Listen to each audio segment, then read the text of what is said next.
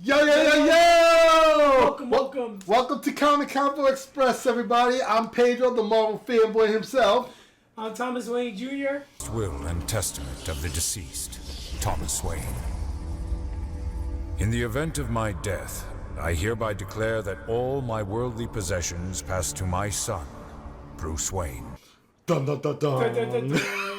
And we are live on twitch.tv/PevGamer. You can check us out also on our YouTube channel at youtube.com/ComicConvoExpress. Hit the subscribe button. Support us, yo. We need your support. And follow us, and you can watch all our episodes, all season 1s on there.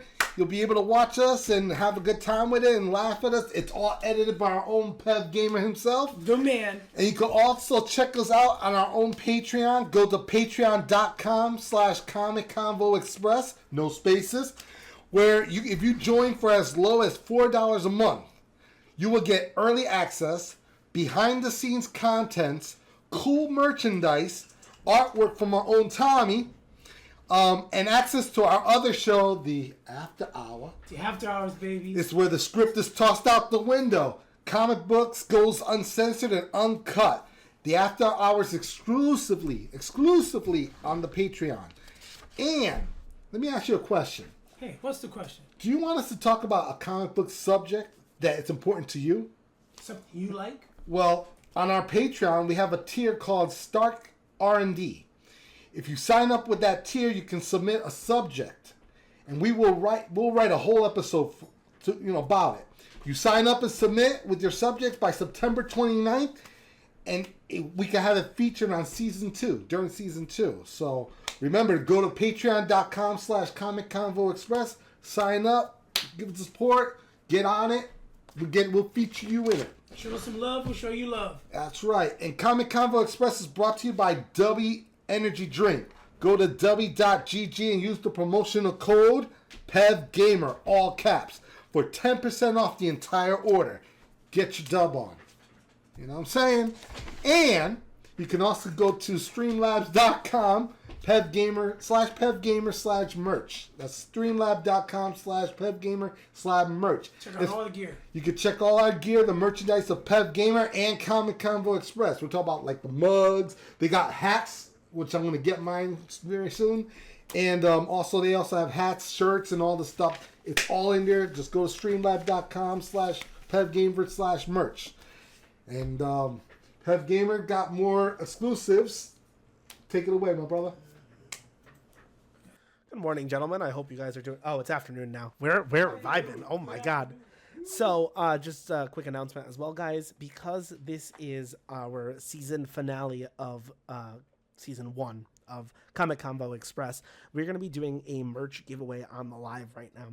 So, if anybody wants to enter, put !giveaway in the chat. You'll be entered in for our raffle for the black CCE mug that is on the table right over there next to the Court of Owls book. We'll be giving that mug away. We're going to send it right to you guys.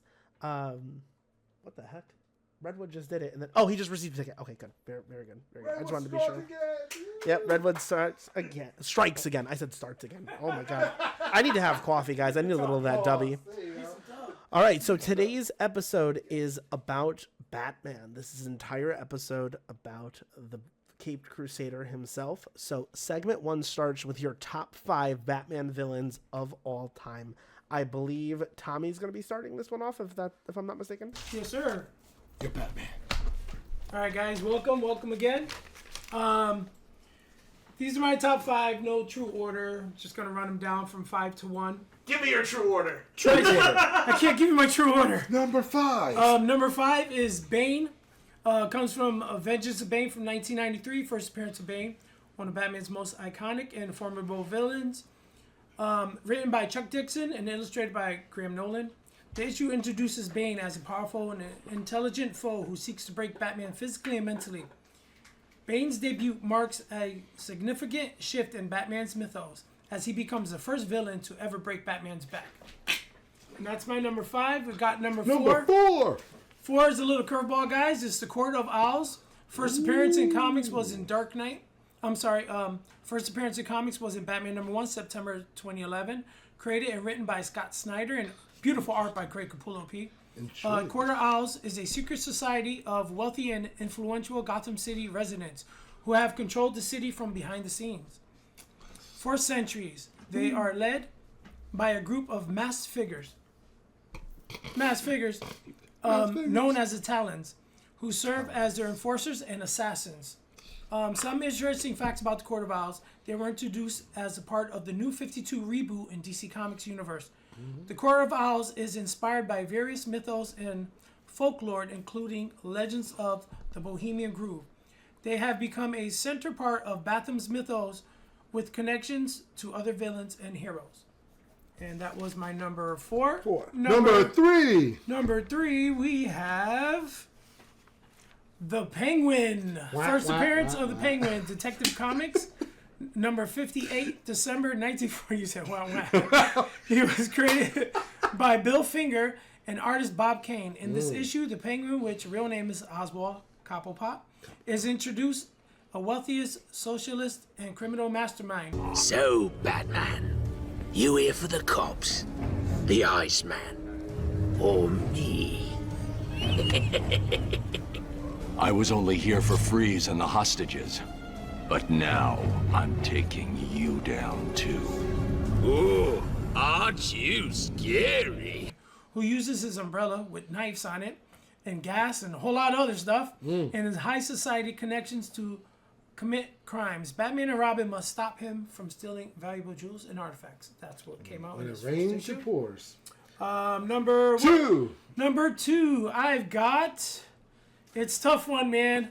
Again, there's so many bad guys that... Gotta it's give us really the hard number to 2. guess. Number 2, I got Ra's or Ra's al Ghul. Ra's al Ghul.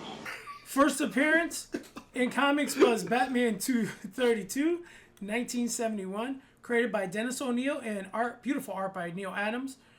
Ra's al Ghul. We'll go with Ra's today. Ra's al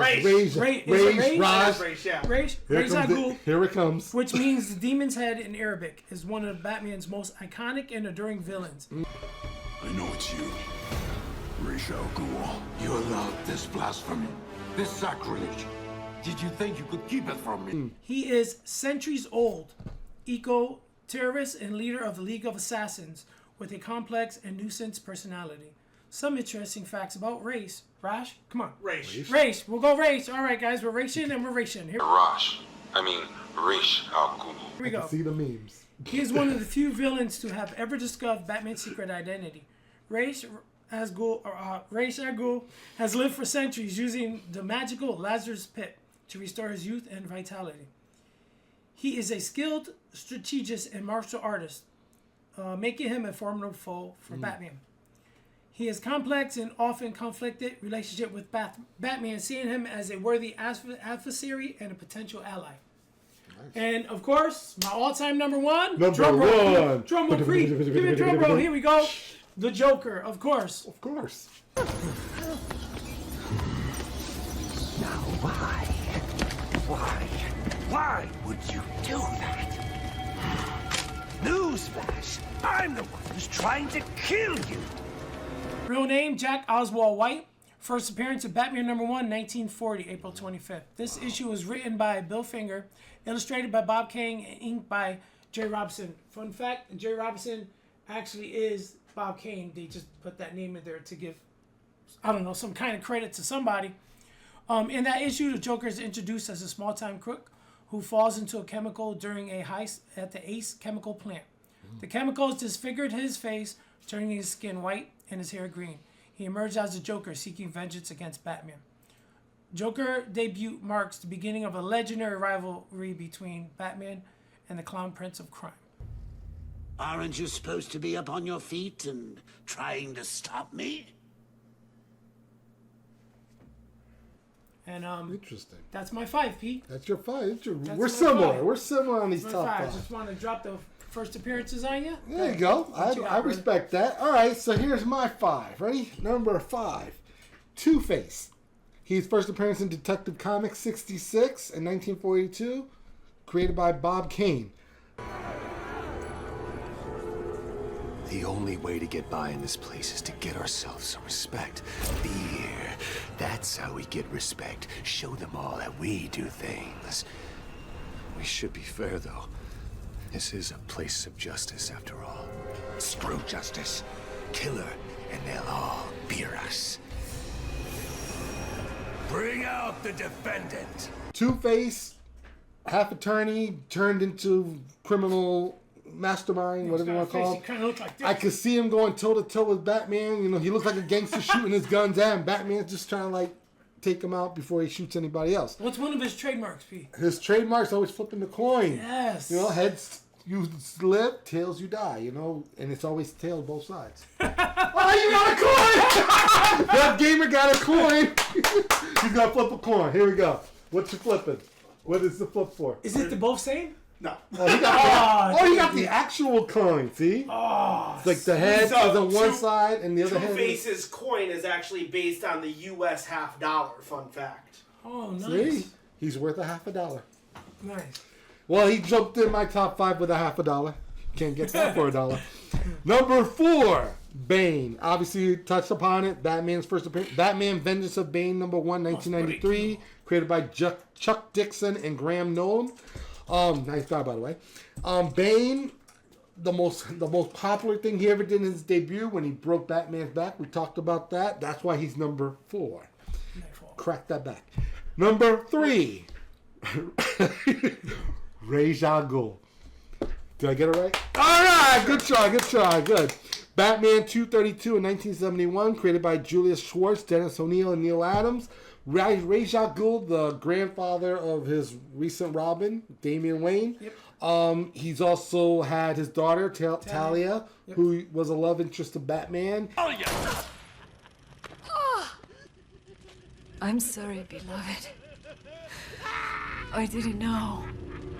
And he's always looking for the Lazarus Pit, and he comes up with some very smart, almost smarter than Batman kind of ideas. But he's always going a little crazy because he's always trying to stay young. Number 2. I'm surprised you didn't throw this one at me. Mr. Freeze. You don't want to do this, Freeze. Oh, I believe I do. You will bring me Nora, or you will die. Batman 121, 1959, created by David Wood, Sheldon Moldoff, and Bob Kane. What makes Mr. Freeze dangerous is his motivation is like not emotional to taking out anybody in order to help save his wife. Death is called Batman. Who was dying. And he froze her, he froze her to keep her suspended animation till he finds a cure, which is kind of, like, you gotta respect that. It's a touching. It is very emotional, very touching on his part. He's one of those villains you could really feel for. Yep. And then the accident happening, it was even worse. And every time he takes on Batman, I mean, Batman better drink a lot of hot cocoa against him and everything. But on a serious note, he's maybe capable of taking out Batman if you ever got serious. But as of now, he's one of those villains that just keeps coming and coming back. Here's a fun fact. Mr. Freeze, when he initially came out, he was called Mr. Zero. Oh, yeah. Because Sub-Zero. Mr. Zero. Well, there you go. Nowadays, you'd probably be sued by Mortal Kombat. No. Yes! It's the same parent company. Yeah. Oh, yeah, maybe not. Warner Brothers. Number 1. I agree with Tommy on this one. The Joker. Batman 1, 1940. Bob Kane, Bill Finger, Jerry Robinson.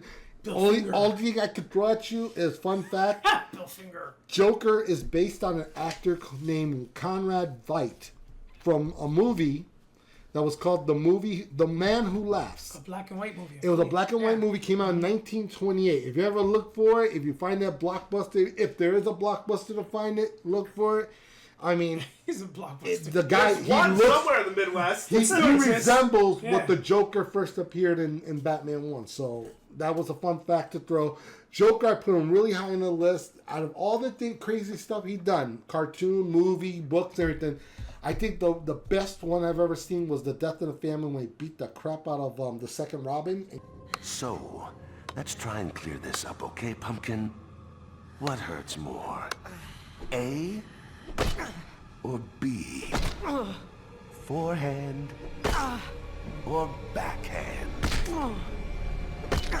Jason Todd. Jason Todd. Yeah. Not Dick Trace. Dick Grayson. Pause, by the way. Pause on him. So yeah, Joker he's done a lot worse over the years, but that was like the one that stuck to my head, gave me a little nerve wrack about that. But he is number one, and I agree with you 110% on that. Nice, so, man. boom. So that's our top 5. Good shit, man. Top 5. I'll throw in my honorable mentions real Yes. quick. Was Mr. Freeze actually? It was Mr. Freeze. Go ahead. And the first one is Scarecrow.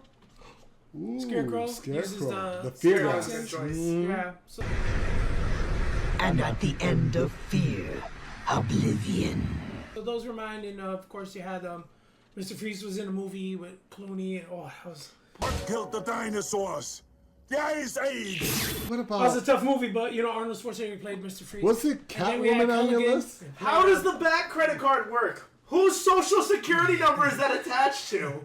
I need answers. I don't know, man. I have no idea. He has good credit. Yeah, hey, Batman has the credit. Don't you forget it. Back credit fraud? yeah. Oh, Oh my God. that scam. Back scam. It's maxed out. Don't worry. He'll pay it off next week. So there you go. There's the top 5. That's our. You got any honorable mentions, Pete? No, I don't. Catwoman. How about the Riddler? I didn't. No, he's too much of a question mark. Eggman. Nigman. Edward Nigma. Yep, Nigma. All right, gentlemen. Let me move on then to our second segment.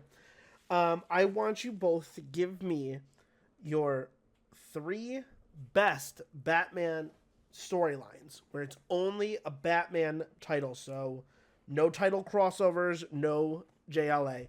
For an example, No Superman, Batman, page. Batman Hush is okay. Batman/Superman Public Enemy is the girl from Krypton. Those would not be good. So you know they can't hear you guys until I turn on your microphone, right?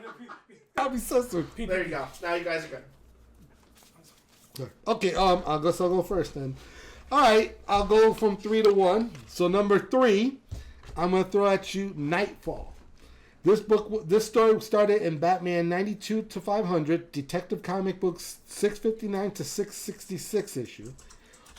It was written by Chuck Dixon, Joe Duffy, Alan Grant. Artists by Doug Moench, Jim Aparo, Jim Ballant, Mike Manley, Barry Kitson, Klaus Janson, Tom Grummett, Vincent Giordano, Brett Blevins, Nor Brayfogle, and Eduardo Barreto. And that's a lot of people working on the storyline. But again, a lot of issues. It was a crossover event. Bane was the mastermind in the storyline. That's the issue we keep joking around about, where he broke Batman's back. I must break you. They made the costume of Jean Paul Valley's, or AKA Azrael. Yeah. He became the Batman after Batman was out for a while, and he went batshit crazy, literally batshit crazy. He lost it. And terrorized Gotham. He cleaned it up. He also terrorized it until Batman had to come back out of retirement after his back got better. But it did take a while. I think it was like a full year. So it was a good take on seeing Batman not only go down, but Bane step up trying to replace them. Azrael, not Bane. Azrael. Oh, I'm sorry, Azrael. My bad. Pause. And Azrael stepping up, becoming the new Batman, was kicking ass like crazy, and like a new hero. And in the end, Batman reclaimed his throne in Gotham, and that was it. It was a good storyline to me, just watching it from beginning to end. Batman was just worn down, fighting villain after villain before he finally fought Bane and had his back broken. And it was a good storyline. It was a long storyline, good storyline. I was really satisfied with that storyline. So we go to number 2. Number 2. All right, this one, no surprise. It should be number 1, but I put this at number 2 because it's been out for a long time. The Dark Knight Returns. You gonna tell me or only? Is a 4-issue limited series done by Frank Miller and Klaus Janson. A 55-year-old Batman comes back to battle the mutants, Lex Luthor, and a corrupted Superman. It introduced us to Carrie Kelly, who was the Robin of that future timeline. Mm-hmm. It was written before the Flashpoint, pre-Pratt Flashpoint. Yep. So it was called Earth 31, I think it was, and it was taking place in the far future. A retired Batman who came back, 55-year-old, was armored. He was kicking. Old, and Gotham. I mean, that whole area. It was just like it reminded me of Mad Max. Like a futuristic. But even something like Mad Max, Batman still kicked their ass. Mad Max, not like Sin City. Thunder, no, more like Mad Max. I think it's Sin It City. was drawn. I would thought Sin No, City. the artwork looked like Sin City, but the way like the mutants were like starting to rebel, it looked like a Mad Max style kind of story. It wasn't the desert. No, it wasn't the desert. It wasn't like Tina Turner, like I know, but Beyond the Thunderdome. Like you saw like blown that. up car and stuff like that, and it was just like everything. Like Gotham went It was to more shit. like a chaotic city. It got worse. Like remember how we joked around about Gotham? Yeah. It must be cheap rent to live there. Yeah. Well, it looked like now it's like they'll pay you to live there. So I would call it like Mad Max in that way. Did you mention that the Robin turned? Yeah, Carrie Kelly, who became the new Robin, and she had the little. What happened to the old Robin? He took a drug and he became he a mutant. became mutant. Yeah. He was mutated. Yeah, you're right. So that's number 2, and then leads me to number 1. Drum roll, please. Pev Gamer said it. It's Hush. To me, it was Hush. Oh shit! Hey, I'm not resisting. Where is he? I know not whom you speak of. Hush put you up to this. Can you rephrase that in the form of a riddle? There was no riddle. That's the point. When the hell did I say hush? You said that as an example. I'm saying it's number 1 in my view. Hear me out. Okay. Batman 608 to 619, written by Jeff Loeb and Jim Lee. Hush is revealed as Tommy Elliott, Bruce Wayne's old school friend, and he's also a brain surgeon. He helped Bruce Wayne during one of his battles, helped him when he had a head injury. He caused a lot of problems for Batman. The Riddler was behind everything in the end, but Hush was like one of those villains who kept you guessing as to who he was. You say it was Two-Face. I reread it. It was Riddler. So. It was Riddler in the movie. In the movie, no, in the book too. In the book, he was behind it. It's Harvey Dent. Hold on. Hush was Harvey Dent, right? Yes. But Tommy Elliott ends up becoming the Hush. Yes. Meanwhile, who was pulling the strings? It was the Riddler. Yeah, he was the master. He was the mastermind. He was behind the whole thing. Pev got corrected. Yeah. There you go. Score 1 for me. But anyway, it was a great story. Artwork was phenomenal. We'll get back to Jim Lee later on about that. But I think that was the number 1 story for Batman. And not only was it phenomenal, it had Jason Todd, which we thought was Jason Todd. And it was... Because, the dude walked around, he had the bandages on his head. We thought he was coming back. Cloak, and then once it came off, you saw Jason Todd, and you're like, holy cow. Jason freaking Todd. He came out, and next thing you know, it's Clayface. He's Clayface. He like, threw us a curveball. We were hoping he'd come back. But then, they touched on to Jason Todd later, eventually coming back as the Red Hood and all that. Exactly. Got to see Superman make an appearance, Catwoman. Every villain showed up in the storyline. It's great. The art, oh my God. It's great. It was all manipulated by the Riddler. And I love the version of Killer Croc that Jim. Yes, that fight scene in the sewer. I loved it. That blew my mind. Loved it. So that's my top 3. Tom, what is yours? Well, since Pedro took one of mine, Ouch. I have a backup one. Here we go. go. There you go, backup one. All right, guys, I'm gonna no true order. These are the ones that are true and dear to me. Go ahead. Batman: 3. Death in the Family from 1988 to 1989. Beautiful Mike Mignola covers. Oh, beautiful. And has Joker. It has this nice little. He has like a tuxedo. He has like the deadly flower. It's great with a top hat. It's and so then one of the beautiful. covers that shows Robin like all mangled. It's so dope. He loves Robin being mangled. Pause. No, yeah. Pause. Summary: Jason Todd, the second Robin, is brutality beaten to death by the Joker in the story. Explores the life and death of after the fight. Batman issue 426 to 429, 1988 to 1989. They also did a trade paperback in 1989. Creative team: Jim Starlin, Jim Aparo, and Marvin Wolfman wrote it. Illustrated by Jim Aparo. Rest in peace. Amen. Inks by Audrey Roy. Three things that stuck out on this was DC. They had a phone number, of course, that you can call if you want this Robin to get killed, and a majority of it shift over to let's whack this Robin. So not only did it wax and kill him, great story, great art. Again, Jim Aparo, that was my Batman growing up. That was my artist that I grew up on. And the crazy thing about it is the third one I want to touch about. They did a Facsimile reprint. Yes. Remember how you can call to have him killed or Or call if not he to have him killed? survives. They recently published They it. released it finally. They put out What If He Lived, the storyline with the art and everything. Same Jim artist? Aparo, same artist. Well, they made the 2 books. Right. And whatever they wanted, they They published. released the one that won, and the old one. Did they file kept it? it back. They filed it, and now they re-released it. Wow. So now you can see what happens if reread you it. lived. I Just thought that Happy was sick. Batman. I thought that was really sick. That's My good. number 2 is The Long 2. Halloween. From 1996 to 1997, a serial killer targeting Gotham City's criminals and corrupt citizens, striking only on holidays. Batman must navigate a complex web of villains to uncover the killer's identity. Long Halloween, issue 1 through 13, 1996 and 97. They reprinted it as one trade paperback in 1998. Joseph Loeb. Tim Sale, rest in peace. Colorist, Gregory, right? Gregory. 3 things that stuck out on this. One of the best Batman storylines ever. I thought was, in my opinion, one of the best. Hey guys, yes. Real quick, just give a thank you to Rayan and Little Redwood for entering the chance for the mug so far. We have 2 thank you, Redwood. Thank you, Appreciate Ray. you guys. Thank you. Thank you so very much. much. Represent. Second one, it was a great murder mystery, which was really great. Yes. And number 3, when I tell you, man, Batman is sick because he flexed how you could see how he's one of the world's greatest detectives, which I thought was phenomenal. Tell he's a detective first before being a crime fighter. And didn't this they was base this early work? Wasn't that storyline based on the movie The Batman with was that the recent Robert Batman? Pattinson? Robert Pattinson. Thank you. Okay. It looked like the way that story is told. How it was set up. It just reminded me of Long Halloween. That's why I was like, wow, that was pretty.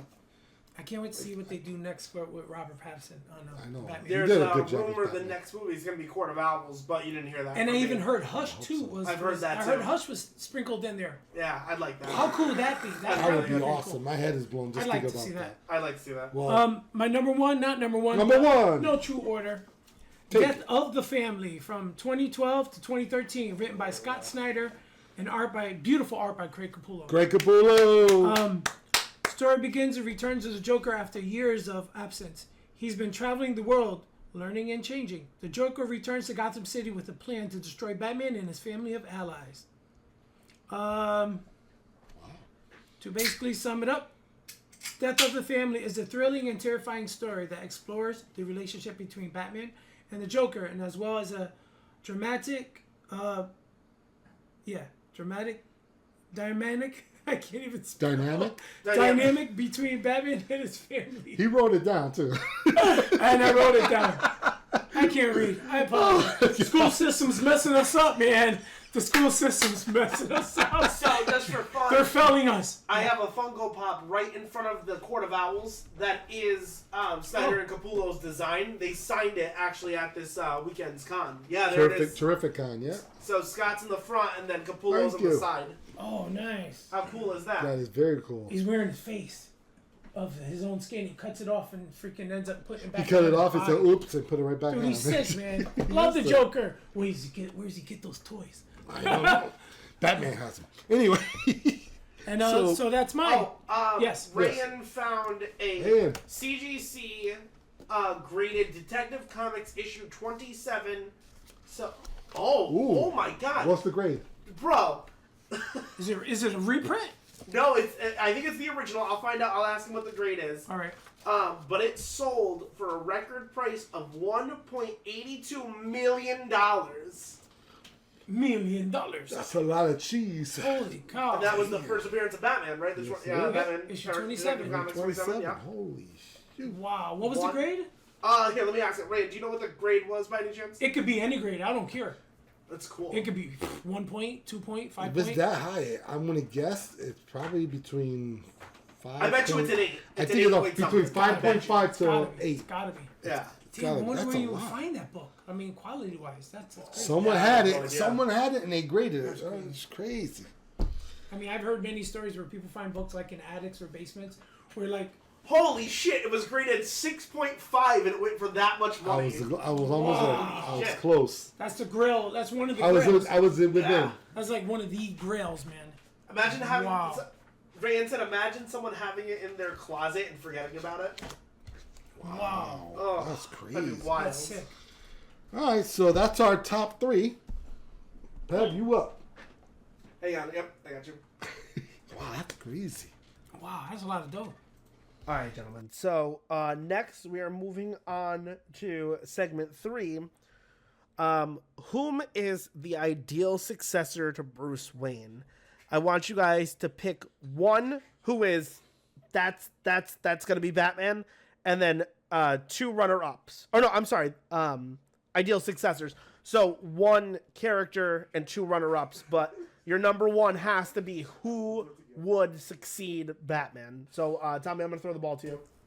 And I'm about to say, all right. Well, I'm sorry. I'll take Forgive us. We're laughing about this. I got a feeling we're gonna have the same I'm answer. so sorry. Rand also says loves both of your shirts and loves your hat. Oh, thank thanks, you. man. Of course, Batman. Tommy's representing Batman. And of course, it's a DC show. I just want to I just want to reiterate why I'm not dressed like Batman. I'm a Marvel fan, but here's the biggest deal.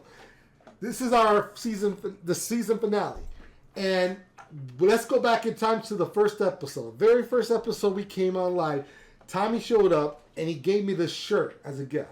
And this shirt, we were doing Spider-Man, and I'll spin the chair to show you. Oh, there he is. That's how cool this shirt Spider-Man. is. So I told myself I would wear this on one of the episodes, and I said, you know what? Maybe this the season finale. So represent Tom. Thank you so much on that. You, bro. But sorry I'm not wearing Batman. But again, I gotta stay true to who I am. So it's still represent. a man, Spider-Man. Hey, I'm mad at you. Batman's still here. Yeah, he's with us. I'll take the ears off him, and he'll just be man. He'll be a cat. Who are you? I'm the man. I'm the man. All right, so all right, let's do this together. We're gonna do this together because I got a feeling both our answers are practically the same. All right, we'll start with number 1. Let's go with number 1 because we know who should be the Batman. Ready? Go ahead, say it. Dick Grayson. Dick Grayson. Dick Grayson. It's on the dick part. Yep. Also known as Nightwing. His first appearance was in Detective Comics 38 in 1940, created by Bill Finger and Bob Kane. We all know that. The Finger. Dick Grayson was the first Robin. Been with Batman for a long, years before he decided to become Nightwing. Yep. Then he decided to be a man himself, step out of Batman's shadow, became Nightwing. Yeah, it was actually in a T-Tines issue. I'm not sure. I don't remember. Rest in peace, George Perez. Marvin Wolfman wrote it. At the end, he was like, listen, guys, I don't want to be a sidekick anymore. I think I'm old enough to wear my big boy uniform costume. So he ends up donning on the thing, and he comes out becoming Nightwing. And he went out of Gotham. He ended up protecting this Bloodhaven. I think it's the Bloodhaven. You're right. So he became his own man. Obviously, he was replaced by Jason Todd, and people thought he was still Dick Grayson. But the point was, he ended up becoming his own man. Became just as nasty as Batman. I like him. And who better? You have to think about it, who better to replace him than Dick Grayson. So we'll both agree on this one. Now, our runner-ups, or the second number 2, obviously we could say this one together. Tim Drake. Nope. Was it? It was not Tim Drake?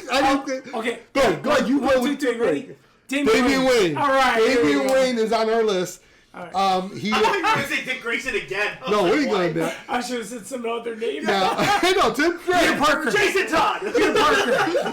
1, 2, 3. Damian Wayne. Batman 655 in 2006 was the first appearance. He is the legitimate son of Bruce Wayne, Batman. He became Robin. He was trained by the League of Assassins. The League of Assassins, thank you. And he's basically Batman, but nastier and at the same time capable of making mistakes. That's why he's not number 1, but at the same time he is blood. If you pass that generation to generation, he could do it, but he does have a lot to learn before he even takes the mantle of Batman. I mean, he does actually have natural claim to the legacy. He does. That's his pops. That's his pop, but he's doesn't think. See something in me that you don't. I don't have time for this. Now get out of my way before... Before what? Talon's right about one thing. The choice you make tonight will define you for the rest of your life.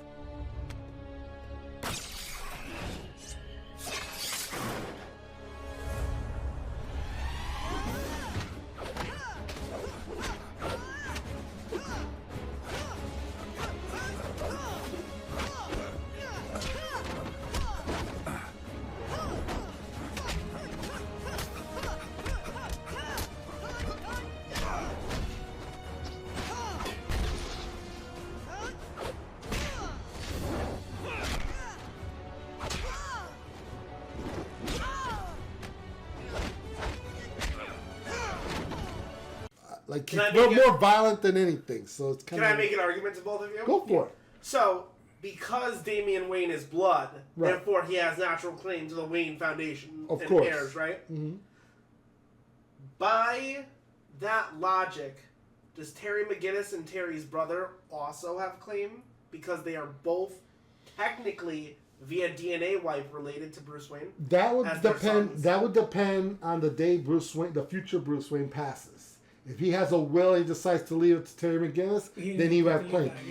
If Damian, we never clarified if Damian Wayne was alive in that world, but if he decides, to inherit it, he could do that too. He's probably like really old. He would have been old too. Who, But he Damian in the future. But he was never running around. If Bruce is 80, he's got to be what? In his 40, he would have been in his 40, prime. yeah, 40, 50? He could probably ran around a little bit. I think he would have been fine as Batman. Yeah. He would have, but we never saw him. So either he died or he just didn't care to Well, be they Batman. created him in 2000 whatever. Yeah, right after the series. But they they did have They made Batman it Beyond series. Yeah. They could have touched upon it. I remember reading Well, so one book. here's the problem with Batman Beyond. Go right? ahead, hit us. Batman Beyond's mantle has been shared among so many people now. It's no longer special to Terry McGinnis. Nope. So I think that also puts an argument of why Damian is more. Yeah, I recently read one of the volumes of Batman Beyond where it was Tim Drake.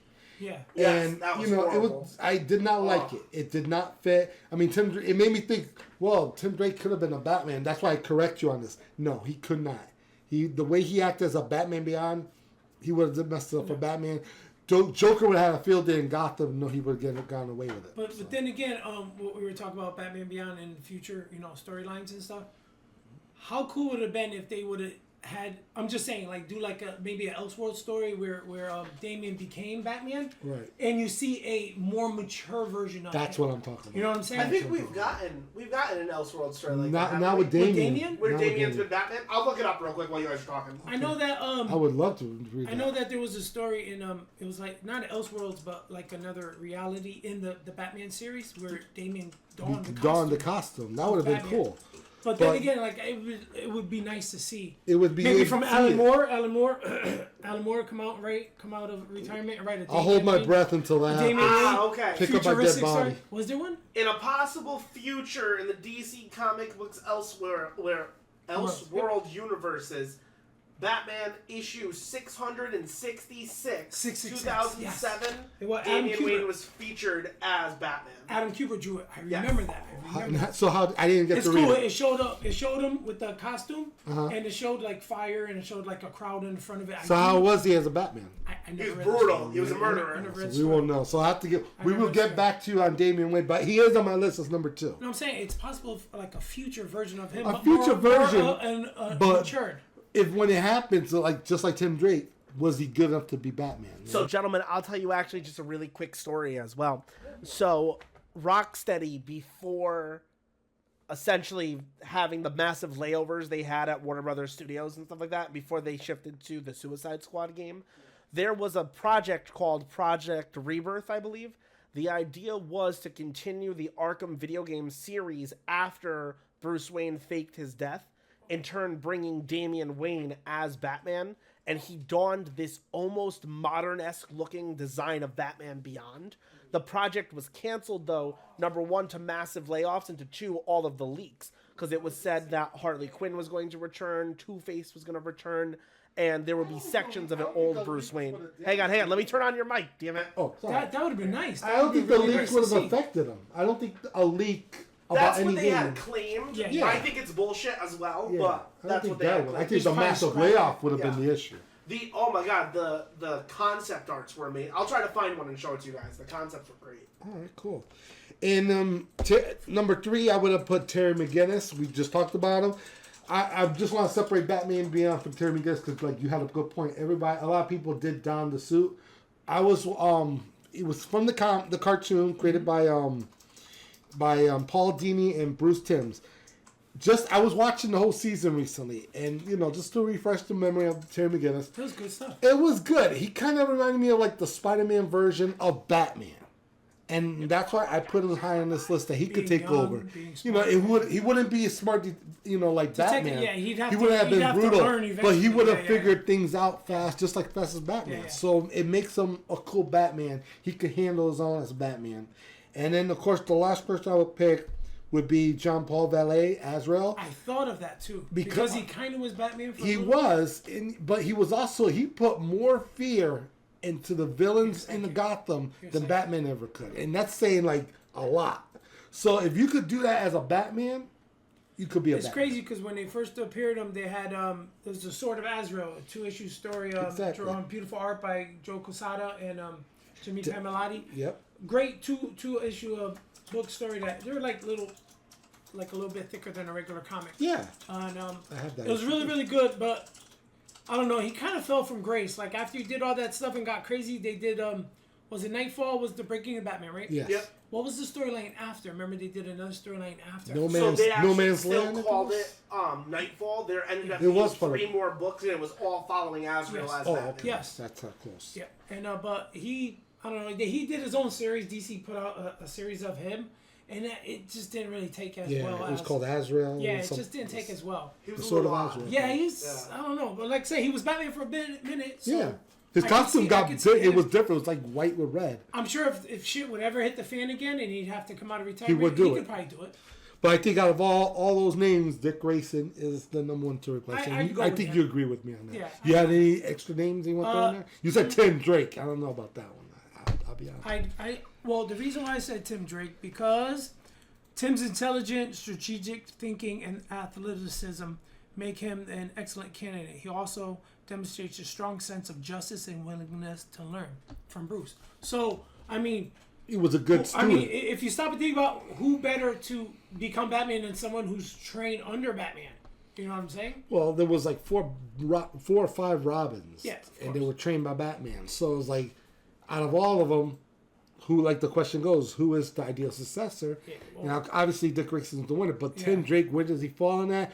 I don't think because I he's. think he's above Jason Todd and Oh, he's definitely. Everybody's above Jason Todd. He wanted, Hold on, let's call the number again. he's died. Let's call him up. Let's call the 1-800 number. Yeah, we're Kill Robin.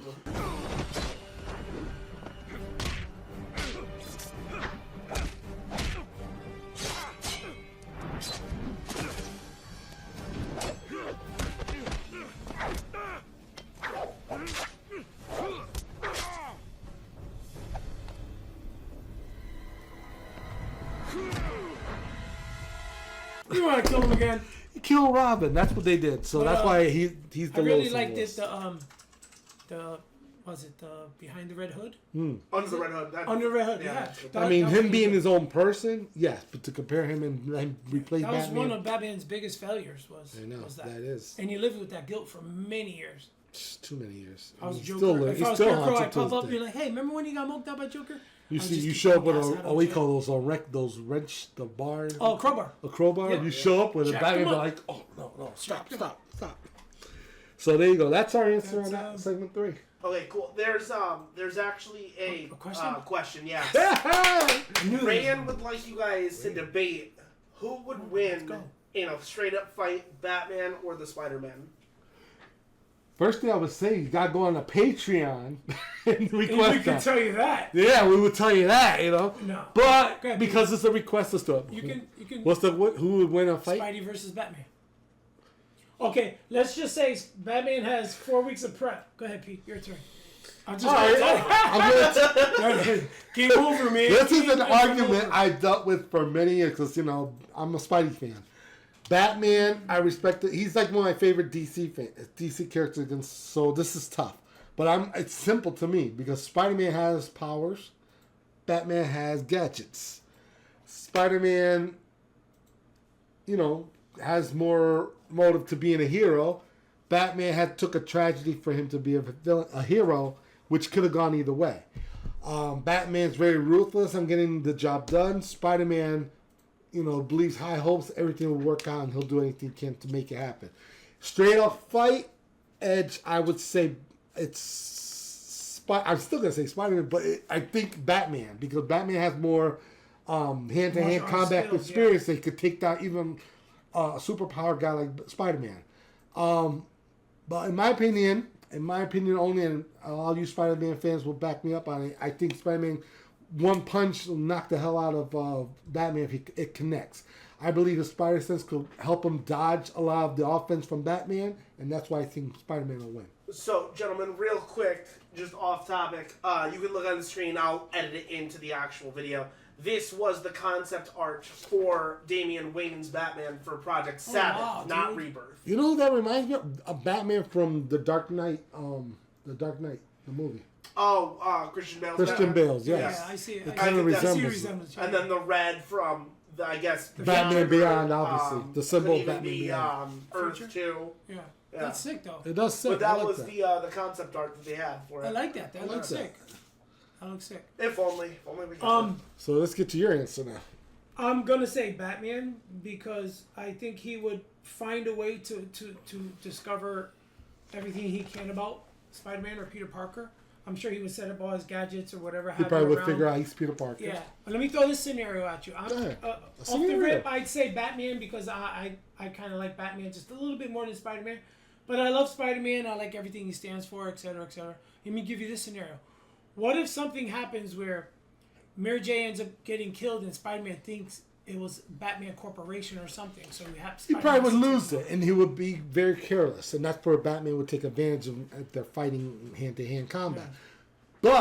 But again, because Batman doesn't have. The question would be: would Peter Parker ignore his spider senses from getting hit?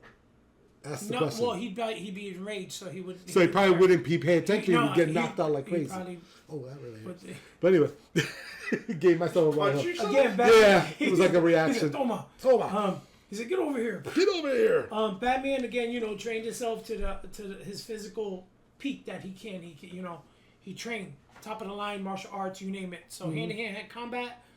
I don't know if he caught Spider-Man on a bad day, he'd take Spider-Man out. But again, it can go both ways. It could go. Depends on the situation. If there's a storyline that does come out, depends on who read it, who wrote it, who's the writer, what world, what canon, what universe. Exactly. I mean, so either way, we as fans will win because we get to see a good story. Yeah. Me, I'd go Batman. I'm sure he'd go with the Edge. We're backing up our shirts. Yeah, that's all. Yeah, that's how it is. But it's a good question. Yeah, great question. Next time, go to Patreon. We'll talk. We'll have a long show about it. Make a whole episode about it. We'll do it, and you'll love it. Anyway, we'll go into detail. Break it down. Even scenarios. Break it down. I gotta say, I'm actually proud of the way you guys answered that and handled that. So that was very good. All right, so segment 4 is what we're gonna be hitting on next. Take your time, guys, because we're only like 45 minutes into the show.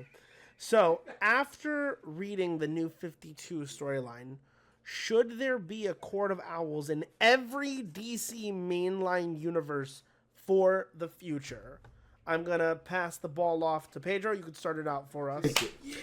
Okay. Now, I did read the Court of Owls. So I did my main homework on this because, it was Scott Snyder and Greg Capullo did an awesome job on these books. Good stuff, man. It was two trades that I ended up buying and then watching, reading, and everything. It was in Batman 1 to 7 and 8 to 12 on the new Batman series. Of the New 52.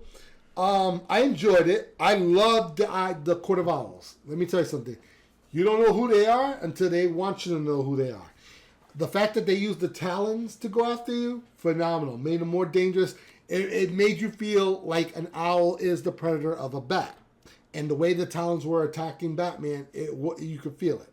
I liked how like the society of the Court of Owls are, and they're people of power. Yep. And how they could run a city and take over Gotham when they want to, and how they manipulate things. I mean, I think they already took over. Oh yeah. Just no one knows about it because that's how they work. They're the ones moving all the chess pieces. Exactly. Yep. So, I love the storyline. Now the question again: should every DC world, when it gets rebooted, when it gets changed, or even alternate multiverse, should there be a Court of Owls? I say hell yeah. If you have a Gotham.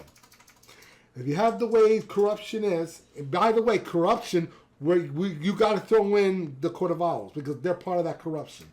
And if you got Batman who has to fight this corruption with the Gotham Police and Commissioner Gordon and everything like that, then you need the Court of Owls. You also need the main the villains like the Joker, Penguin, and all of them to be in there. So Court of Owls has to be mixed in it.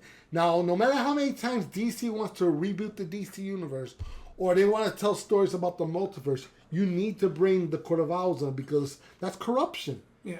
You can't talk about Batman fighting crime and fighting corruption without the Court of Owls.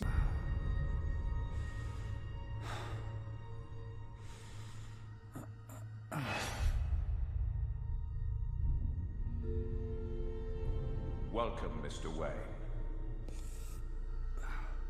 Not exactly a warm welcome. If we'd wanted you dead, you wouldn't be here now. Yep. In any universe. So that's my answer. I'm very simplified on it. It was a great story, by the way. I love the artwork with Greg Capullo on it. To Snyder, you the man on that one. So, you know. I liked it because it was the early, because when they rebooted and they did a new 52, they kind of start over, but it was still kind of showed like an early version of Batman. And it's crazy because Batman through the book, and when you read the story, you gotta read the story. It's one of the top 10. You gotta read the story. When you read it, Batman's like, man, there ain't no quarter owls, man. There can't be no quarter owls. I know every nook and cranny of freaking Gotham. How do I not know that they exist? They don't want you to know that they exist. No, that's what I like about it. They want you to know when they want you to know. Don't forget, technically speaking, the Court of Owls is Batman's first case. Yes. In the New 52. He looks for him as a boy. Yes. Yes. Remember, he's going through the house and he's going through all the attic. And it turns out that was correct. Yes. The attic was. That is oh true. my God, what a good. And about the was it the hotel with the floor? Certain the 13th floor. The 13th floor. There Yes. was no 13th floor, but when he went, it had all the stuff from the Talons and everything, and all the stuff, all the story tied together. I don't want to give you too much, but you got to read Court of Owls. But here's my take on it. Just as one more thing too. Yep. For those who might not necessarily like to read comic books, if you consume Batman media at all, the animated movie Batman vs. Robin actually heavily features the Court of Owls. It doesn't go into full extent, but it's a great film. How about that? All right, guys. This is my take. The Court of Owls, introduced in the New 52, have become a fascinating and formidable element in the DC universe. Having a similar organization in every DC mainline universe could add depth and richness to each continuity. Here's why. Benefits, intrigue, and mystery. The Court of Owls brings an air of secrecy and intrigue, making a DC universe more immersive and mysterious. Threat level. As a powerful shadowy organization, the Court of Owls raises the stakes for heroes, providing a compelling threat to the status quo. Historical significance. The court, ancient origins and connections to the foundation of Gotham City or other cities, add a layer of depth into DC continuity history. Ties to other characters. The Court of Owls far reaches, influences, and connections to various characters, creates opportunities and interesting storylines and crossovers. Now, potential adaptations. Justice League Universe, a similar organization like Council of Shadows, could operate in the shadows, pulling strings and influencing world events. Yes. Deceased Universe, a post-apocalyptic version of the Court of Owls, like the Order of Black Death, could emerge, exploring in chaos and destruction. Now, the Injustice Universe, a twisted corruption version of the court, like the Order of the New Dawn, could align with a reign of Superman Prime. The reigns of Superman Prime. Earth 2 Universe, a parallel version of the court, like the Council of Agents, could exist with the connection of early days of DC Universe. So basically, they could exist in other universes. Yes. But again, do they want you to know? As different versions of the It could be Court of Owls. different, but it's still the same results. Now, here's one main challenge that I thought of that when the segment was presented to me. Oversaturation. Because, again, it can lead to a lot of repetition of pretty much the same thing in every universe. You know what I mean? And then the consistency of the core ideology, the goals, the operation across different universes could be challenging. And that's pretty much what I got. I mean, again, it would be nice to see maybe even an Elseworld stories that has bits of the multi-universes tied into one story. Almost like a trade paperback. In a sense. Yeah, I can see that. But again, if they want you to know, they'll let you know. Let you know. But it was great. You gotta read, a must read. A must read. That's what I got. That's all we got. You need a second? Yeah. All right, go ahead. Go real quick. We'll handle it here. All right. Guys, Pedro just has to take a quick bathroom break. Just gonna talk with Tommy on the bullshit. So Questions. You know what? I'm gonna come over there. Toss it to. Oh, there we go. Let's come down to the kitchen to get ourselves a snack. Oh, but they won't see the if they got any questions. Oh, you can see questions. I can see it from the phone. Yeah, oh, yeah, nice. we're good. We're Guys, good. toss us any questions. Batman, Robin, Spider-Man. What's up, bro? Hey, how you doing, man? How you doing? Like that tap, man. Thanks, Guys, check man. out his tap. Thank you. Yeah, I got it. Out, baby. Got the fire all finished up. Sick, Dude, it hurts. It burns. Is what it does. Is what you it really does. The ointment and stuff. Not yet. No, I gotta. So because I did it yesterday, I have to wait for it to heal up, and then I can start putting like the lotion. It puts the lotion in the towel and throws it in the basket. This isn't funny. It puts the lotion on its skin and puts it in the basket. Shut up, man. I almost said it backwards. Oof. So, Court of Owls. Yeah. Right? And then even Night of Owls, right? Because we'll include it as one storyline here. Okay, that's when the Talons go out and start... killing all the people. Yes. So, a little bit of spoiler warning for you all. But, I mean, the book is from 2006, so... Yeah. Maybe get on it. So if you haven't read it, come on, man. A little bit here. What are you waiting for? So, Talon, right? There's so freaking many of them. And then you have Talon Prime, who ends up becoming that world's Owlman, right? What do you think about DC continuously doing this kind of same storyline where some kind of major adversary who's beaten Bruce Wayne ends up somehow, way, shape, or form being related to Thomas and Martha Wayne in some way, shape, or form? And what I kind of mean by that is we had Talon, came Owlman, revealed himself to possibly be the long-lost heir to the Wayne's fortune, right? That's right. Or even if we go into the future, right? When Curse of the White Knight came out, Azrael allegedly was the abandoned Wayne, child. What's your take on that? Do you feel like that's kind of like be really interesting to learn about, or is that just like they got to stop with that gimmick because it's the repeat, it's the same thing over and over again, right? I'd like to see a continuation of it. You want to see more? Yeah, huh? I mean, why not? I mean, the other the other brother of Bruce Wayne? Yeah, Thomas Wayne Jr. essentially, and it's been Thomas Wayne Jr. in both universes. I think I want, if they were going to do that, to have a definitive. This is Thomas Wayne Jr. It is Azrael, or it is Owlman, or it is this other character that's out there. You know what I'm saying? I liked it that they took him and they put him in the shadows. Thomas Wayne. He's in. Yes. They put him in the shadows, and next thing you know, oh guys, by the way, this is the son or the apparent heir into freaking Thomas and Martha. This is like the long lost child of this whole. It's a mess. It ends up being a mess. It gets crazy because I brainstorm because I was telling you off camera earlier. Yeah. When you're saying, I get into this thought of, like, here's a tree, here's the main DC, but here's a branch that I can write a story about. Here's a branch I could keep branching, and I've always kept thinking, all right, you know how they did a Flashpoint? They had Thomas Wayne as Batman. And Earth 2, same thing. Yeah. Martha Wayne died, Bruce died, but what if Thomas Wayne died? What if Bruce died? But what if the mom, Martha, lived? If she would have been Batwoman? She became Batwoman. That would be freaking amazing. I would read that. That would be sick. That's cool. See, that's one of those gimmicks I don't mind. If you continuously keep having these alternate storylines where somebody else is Batman, you know what? I'll swallow that pill. Yeah. I can't necessarily swallow the lost Wayne child every universe. You know what I'm saying?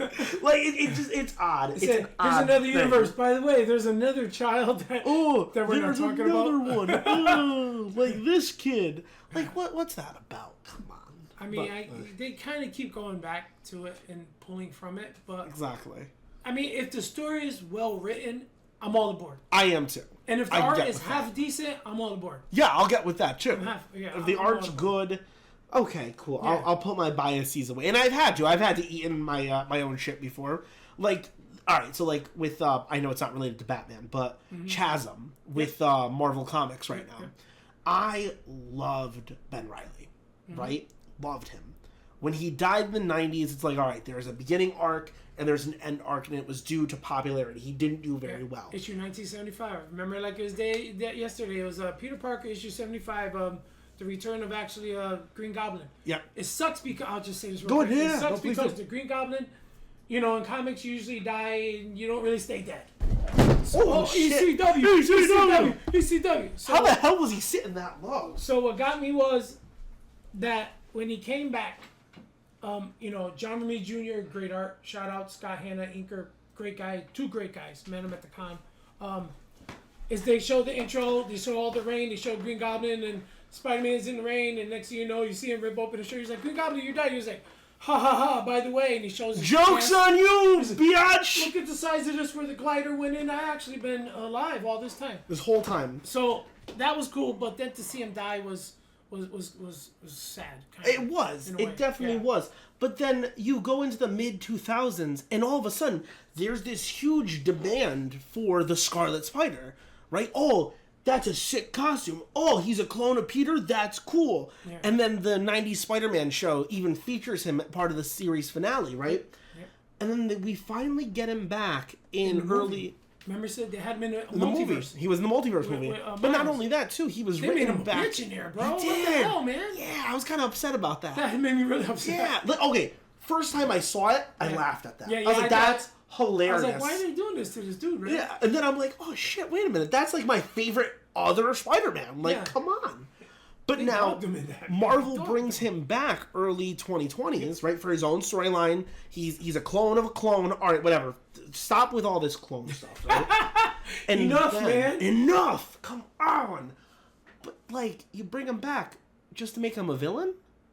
Like, now he's Chasm. So, that's horrible. With the latest Chasm versus Kane, I ate my shit. Because I'm like, okay, he is pretty cool as a villain. Yeah. He is pretty cool to fight Kane. It's really a match of not, like, clone versus clone. It's who is the rightful heir to the name Scarlet Spider. Who is the true successor that if Peter Parker would die, who is Spider-Man? Because I don't subscribe to the idea that Miles Morales is the definitive follow-up or step-up to Peter Parker Spider-Man. And speaking about Miles, I love Miles. I really, really like him. I like him as a character. I like him as Fallout #4, first appearance, Mark Bagley.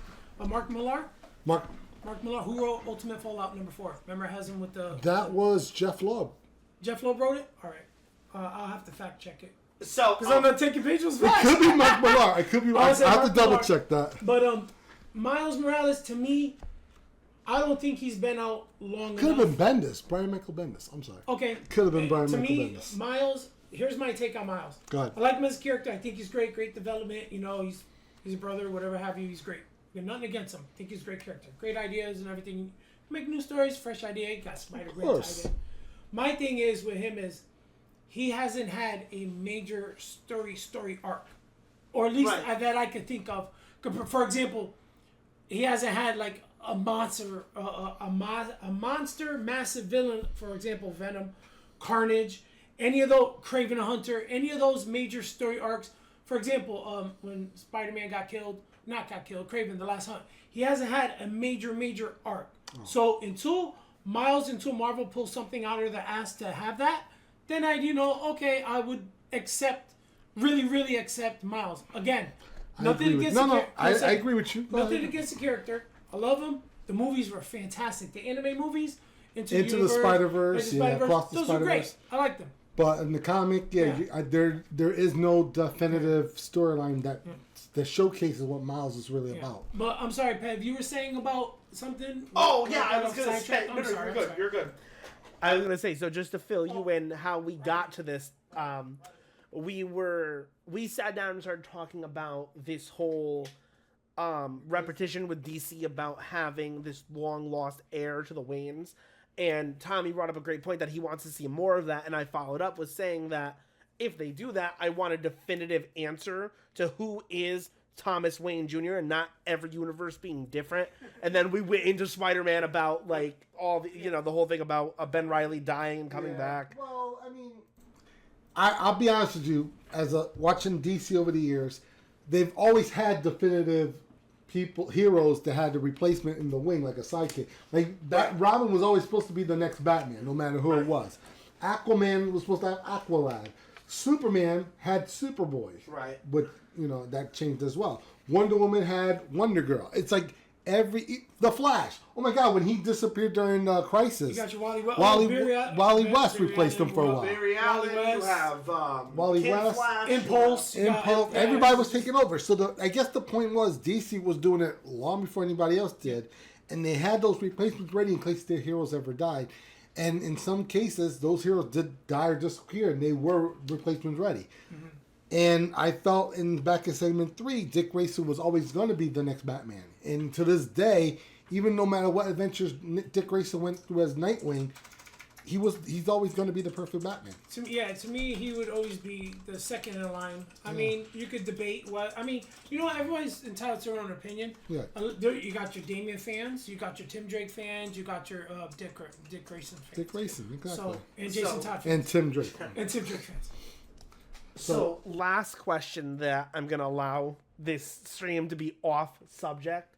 And I'm really asking it because, who's asking? It's Rayan. So the last, he can't, no one can hear you. If it turned back on your mic. So this became a whole debate on Pev Gamer's channel, on my channel, over something that had happened. Okay. He wants to know who wins in a fight, John Wick or the Equalizer. I'm specifically talking about Denzel Washington's Equalizer. Ooh. I say John Wick, but your mic's on, guys. You guys are good. I'll take a crack at it. Equalizer, he can go to a room and freaking make it. Like, for example, he can have 12 people with guns on his face, right? He'll sit in a chair. You've seen it in movies. Denzel Washington. He'll sit there and he's like, they're like, oh man, we got you, bro. There's nothing you can do. We got 10 people aiming guns at you. He's like, listen, I'm gonna slap your gun and you're gonna shoot him in the head. I'm gonna take him, break his arm, and I'm gonna shoot you in the foot. Blah. He'll tell you before it all goes down. He said it's gonna take me about a matter of 3 minutes. Well, no, it's gonna take me 2 minutes to do this. For example, Equalizer put out a cigarette, take it, put it in an ashtray, and he's like, "You guys ready to begin?"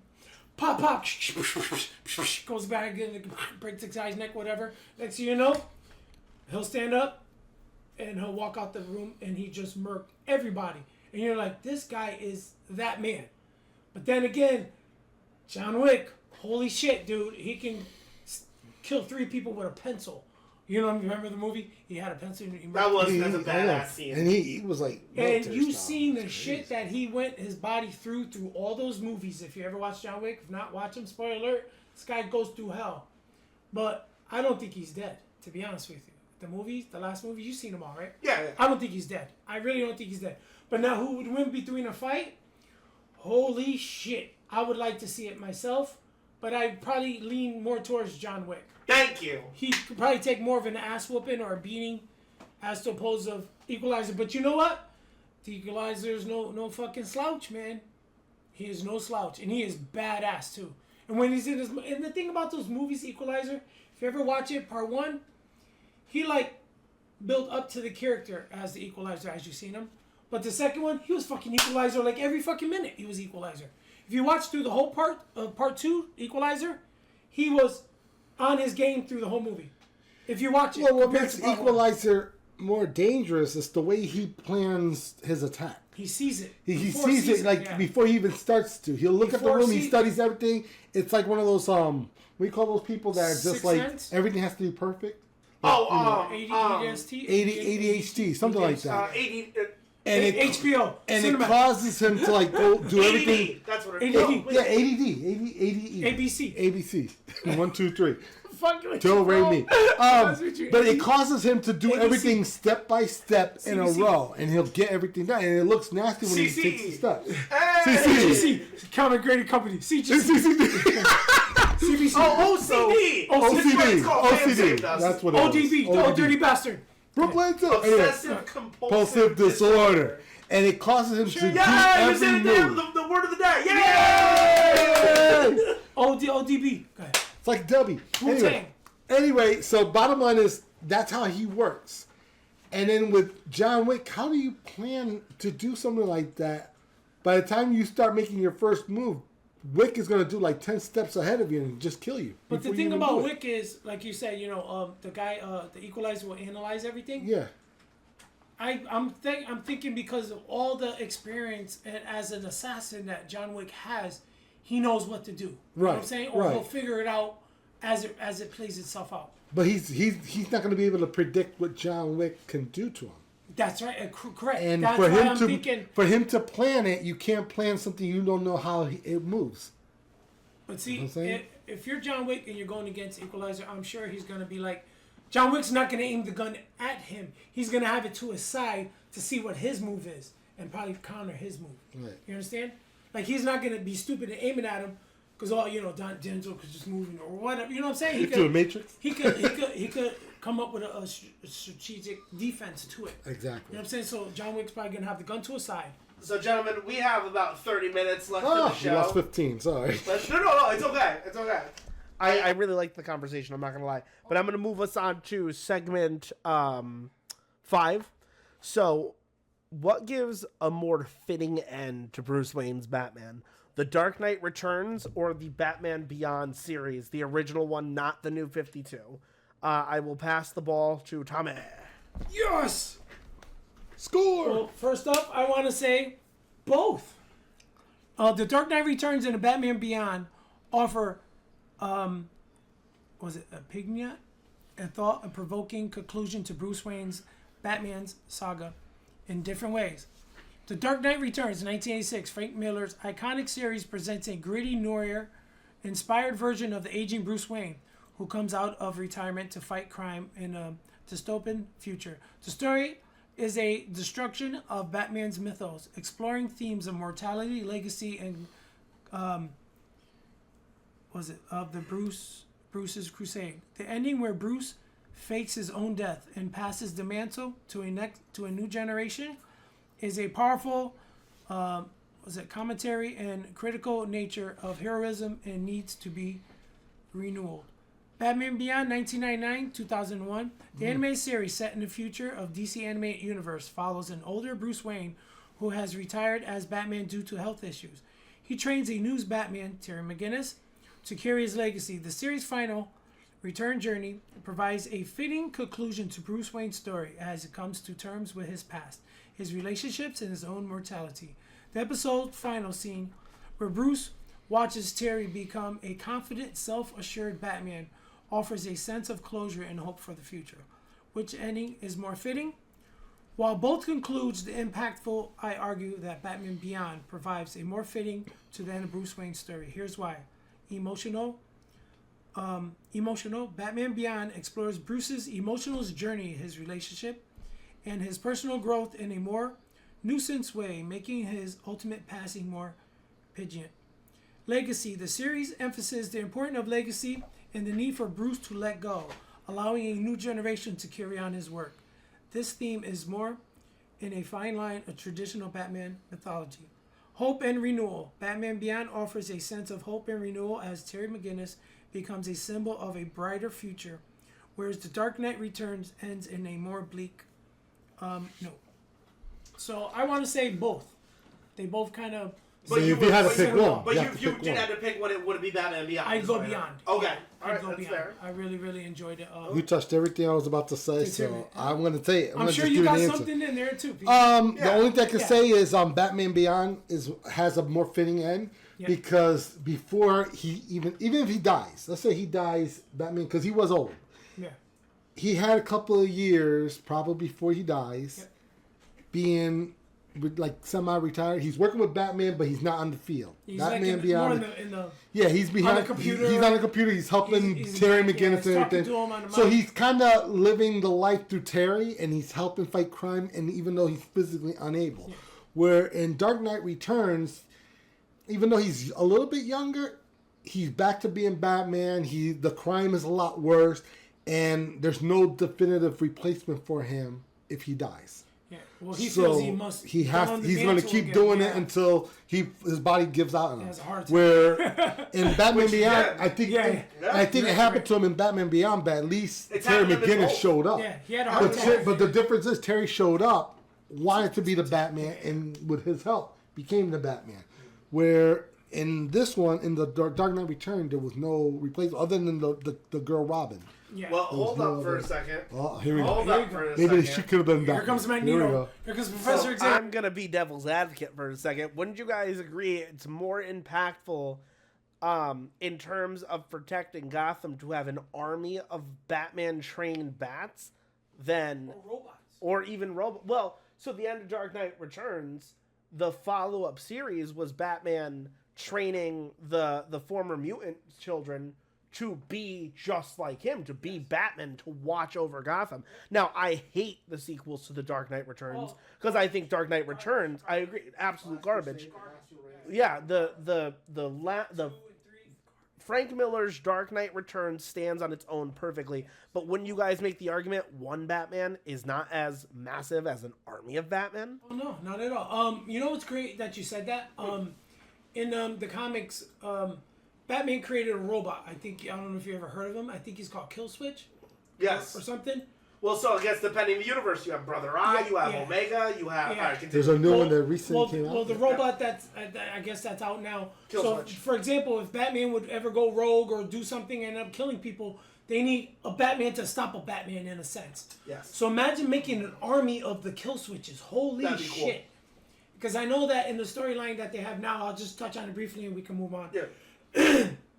Brainiac is, I think it's Luthor's controlling Brainiac, or a futuristic Brainiac, and the Brainiac is making an army of robots that's with Killswitch.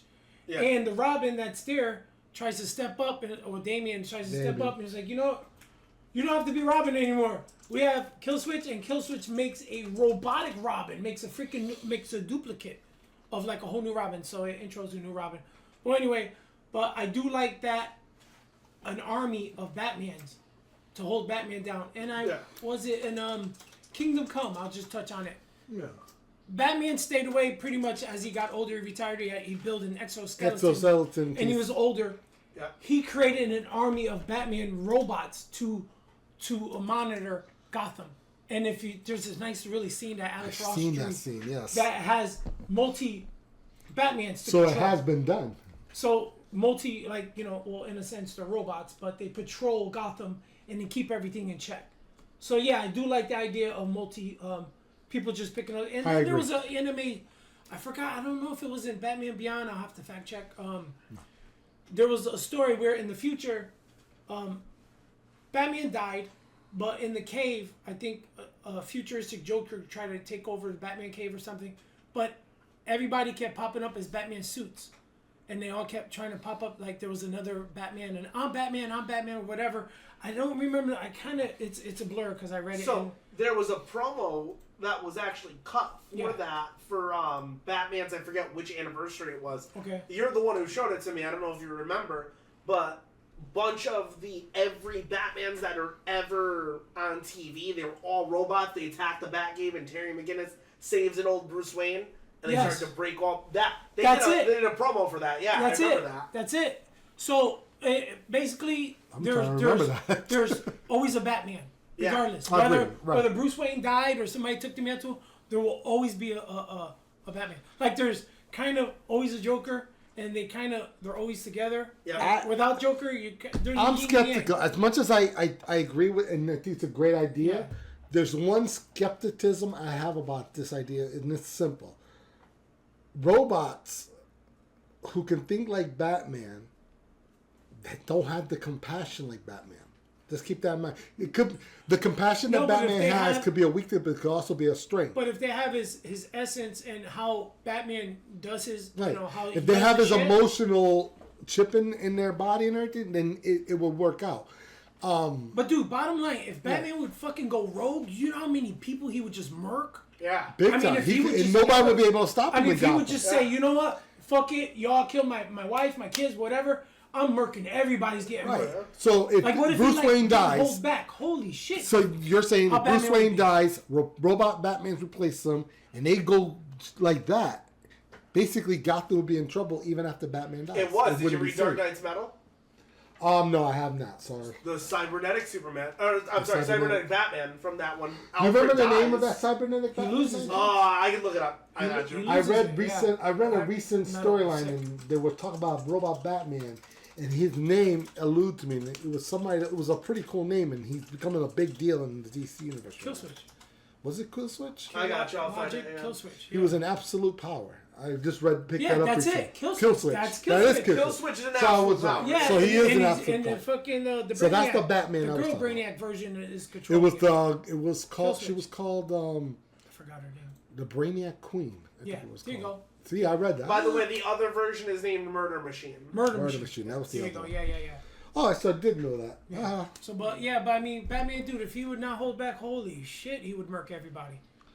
I think he would take out the gods first. I think I'm more comfortable with Terry like Superman and all McGinnis that, being the High Club, he'd replacement. take them out first because they could probably get him. Because in the returns, you talk about mutants trying to be trained by Batman. They're not going to get fully trained by the time I'll he just dies. put it out there right now too. You don't even necessarily need a robot to do that. Because did you read Last Night on Earth? No. I will highly recommend it. It is I probably did. It's essentially what happens to the New 52 after it became non-canon. Batman was the last surviving hero on Earth, and Earth pledged into chaos. Oh, I didn't know that. So good. Is it like a one shot or? It is It's a graphic novel. Yep. It is its only existence because I believe after the series ends, it's the conclusion to the New 52 before Absolute Power starts and DC Absolute. Got you. And Rebirth as well. Well, we're both in agreement. Batman is better. Oh yeah. The way Bruce's fate was. So. All right, guys, let's move it then. Let's go to segment. So segment. You know what? I'm gonna switch the numbers for you guys. Let's do favorite Batman writer and artist first. That way, you guys have enough time for the other one. So whoever wants to start. I'll take it, B. Go ahead. All right, guys. My favorite writer has to be Frank Miller. Of course, Dark Knight Returns, 1986, a groundbreaking series that reimages Batman as a gritty noir-inspired future. And then also, Frank Miller also wrote Batman Year One from 1987, a seminal work that redefines Batman origin in early days. I really like the Batman Year One. The art, beautiful. Dave, what's his name? Dave Mazzucci. Mazzarucci. Mazzucci. I can't remember in front of his name last Hey, time. Colonel. David Macharuli. Yeah. Macharuli. Beautiful art, great art. If you like Tim Sale, you'll love this. Beautifully written by Frank Miller, early Batman. And the great thing about that is there's this one scene that sticks out in my mind. You know, Batman walks around, he saws the image of the bat, so that's where he gets his inspiration to become Batman. So, in this, it's awesome because this is his early work. He puts on the ski mask, and he goes into a bar where all the bad guys are, and he's like, "You're all coming to jail with me." And they're like, "What? Let's go kick this dude's ass." So they're outside fighting, and Batman's like, "Yo," he's fighting him, he's beating them all up, and whatever, and they're jacking him up, beating him up. He's like, "Damn, I need something to strike fear in these guys. I'm just an average Joe with a freaking ski mask." So that stuck out, and it's the early the meeting with Commissioner Gordon. It's cool because Commissioner Gordon doesn't really trust Batman because he's getting to know him and stuff. Then the relationship between them, it's really, really good. Batman Year One, must read. Frank Miller, genius. Love Agreed. Frank Miller. Yeah, Frank Miller is one of the best writers out there. And it's funny because I think my favorite. I'll fill in for Pedro. He's not feeling all that well, guys. So I'm probably gonna finish out the show, depending on how he comes back. But I would say probably my favorite writer, at least, has to be Scott Snyder. Dark Knight Returns, I think, is my favorite work of Batman. Yeah. So Frank Miller's definitely up there for me. I love the guy. I think he's great. But the way Scott Snyder consistently does Batman, his mind, bro. Oh my god, I'd love to just sit in his mind for 10 minutes. You've got Court of Owls, City of Owls, Death of the Family, basically all of the New 52, Last Night on Earth. He did it for 5 years. 5 years. Yeah. Well, I think he's still doing Dark Knight's Metal, isn't he? Still, I think, because I know he's the one who created the Batman Who Laughs, which awesome concept. But now I'm hating everybody's getting a Who Laughs version, like Shazam Who Laughs. What is happening? You know what? Not for the nothing, man who laughs. Not for nothing. I like Batman Who Laughs, but he's not the greatest villain out there. Not at all. He's up there, but he's not the greatest. It's like DC pulled him out of their ass and said, "Hey, listen, let's do this concept. Make Batman, make him crazy, make him kill everybody, blah blah blah. Make him the Joker. Yeah, make him the Joker, basically. Yeah. But I know you said no honorable mentions. But Yeah, take a shot. I got Scott Snyder as one of mine. Oh, do you? Yeah. I guess Frank Miller would be my honorable mention. And then I got, because he did the Batman Endgame from 2014 to 15. That's series right. That brought Batman's Rogue Gallery together for a massive showdown. Love that storyline. What a great story. Love it. And then my artist, of course, is Jim Lee. As is mine. He did the Hush, and he also did Black and White, which actually predates Hush. He did I think it was like 2-3 pages where you see the actual Jim Lee draw Batman. Was that his first work on Batman? It was, yes, right? Okay, correct. that's what I thought. Hush, critically acclaimed series from the showcase Jim Lee's Batman. I loved it, and he did pinups. He did other stuff, Batman, but that was his main work was the Hush storyline that he did, and it still holds weight to this day. Those are mine. I know you said no runner-ups, but I got Craig Capullo, man. How could you not have him? I mean, his grittiness, his style, his everything, the facial, everything from facial images to the costume designs to the set. Basically, when you read it, it plays out like a movie, especially a Court of Owls. It really does. Plays out like a movie, man. Every scene, every set, and it's like, Scott Snyder's in the back going, Scott Snyder's in the back go, all right, great, go. I'm going to lay this out, and I want you to, do this panel, do this, do that. And it's beautiful how they got together. And like I said, for 5 years. 5 years, man. I mean, I had a couple other runner-ups too, man. I had Brian Bowler, who did Killing Joke. Yeah, that's a good one. And I also had Dennis O'Neil, did The Long Halloween. Grant Morrison also did The Return. Wait, Alan Moore didn't do Killing Joke? Was he? No, I was just saying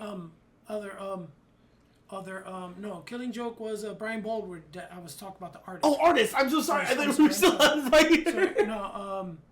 Long Halloween was Dennis O'Neil, and Grant Morrison was The Return of Bruce Wayne from 2012, the series that explores Bruce Wayne's journey through the time and the return of the present, and then Batman Incorporated 2010 to 2012. It was Miller, O'Neil, Morrison, Snyder. He's the man, dude. He's the dude. And then you got Jim Lee. Then I had Craig Capullo and Brian Baldwin, because that art from, they even did a follow-up to Killing Joke. I believe it's called The Joker. It came out in 2008. Gotta see this book, man. The story is sick, bro. It actually continues right after The Killing Joke. So that would put to rest the rumors that Batman killed the Joker in the end of... I hate that rumor so freaking much with a passion. I'm like, no, this is an open-ended story for a reason. Yes. Oh my god. Yeah, I love Greg Capullo. And then, I mean, they're no longer with us. You got Jim Aparo, who did the Breaking of Batman. Rest in peace. And then he did Brave and Bold. He actually drew The Outsiders for a while. Or what? Yeah, he did Outsiders. Jim Aparo. I love Jim Aparo's art. And Norman Bayfago, who passed away. Rest in peace. Rip. He did some iconic art. His art was amazing. What's the other artists? Those were pretty much mine. Okay. But Jim Lee, man. Jim Lee's the best. Jim Lee, man. I just love his art. I mean, a lot of people don't like it, but I love it. And then when you read the Hush storyline, the splash pages to everything. Oh, and he did All-Star Batman. All-Star Batman. And it introduces Robin when it shows the Graysons, the Flying Graysons, where they die, and Bruce is in the audience, and he sees it, and he goes to the end of the book. He's dope. He picks him up. He's like, hey, kid, you're coming with me. And then they end up fighting. Oh, and he draws Huntress. Oh, my God. Jim Lee draws Huntress. Bow chicka wow wow. After hours on the Patreon, baby. Yes, speaking of Jim Lee as well, too. Extra pause. We actually got to meet Jim Lee at a convention we went to very recently, the Terrificon at the Mohegan Sun Casino. Get your tickets if you're up in the Connecticut area or even New England. It's definitely worth the drive. Good 3-day event. One of the biggest in Connecticut. Yep. Yes. Yep. We got to meet Jim Lee. We actually have some stuff to present that we're going to show on the After Hours show.